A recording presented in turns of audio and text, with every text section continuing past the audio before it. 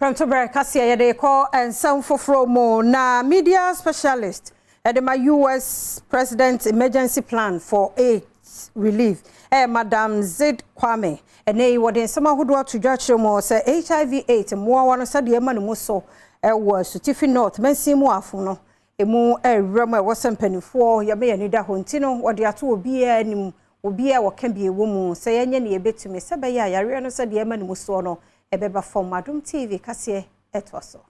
Media specialist Edema United States President Emergency Plan FA/AIDS Huno Zid Kwame Ede abetuja se sene HIV/AIDS ewo Asutifi North empatemuno ehumbe hia se omanfo ebenya nkyerɛkyerɛ ede afasa yarewa hu sene ebebrase abrone omanfo ewo Tifi North District Assembly ekabom ede nkyerɛkyerɛ ma omanfo ewo mpatemu efa HIV/AIDS huno ode efutuo ema ahemfo ene omanfo ewo ho se womo enhwɛ se womo ebekoso ede nkyerɛkyerɛ ama omanfo se ne bema HIV/AIDS no abrase.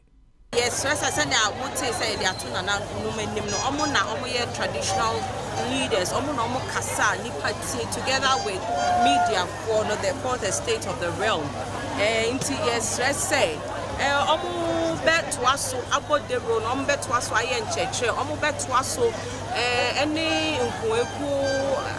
nkofo be kasa so omo nsho omo hu so ye they shouldn't live recklessly omo protect you omo hu. The most important thing is condom use. So we are power, but you show more go and test. District Chief Executive DC Dima Asutifi North Anthony Mensa enso ekasafa sene HIV/AIDS amana homuni so ewo mpatemo ene niema omudi gu akwem. Na ewo se ye hwe kwan e befa so a ebetimi akyerɛkyerɛ mu ama manfo ate ase eyi. Sisi a yahu said your status etie in terms of numbers etimi akọ echeke omo edie ewo health centers ni ade na ekyerɛ sɛ nipa dodo no awo hɔ a omunya Kenya si number 1 Saman hene nana enim dankwa enso ekasa fa ho na ne osre DC na pamfo de sɛ moma information ayi service for no omo ba no enkokyinkyiri ayi nkura na se nyina nananom yesia yebeka esi ho asem enkramofo hia o nka ho asem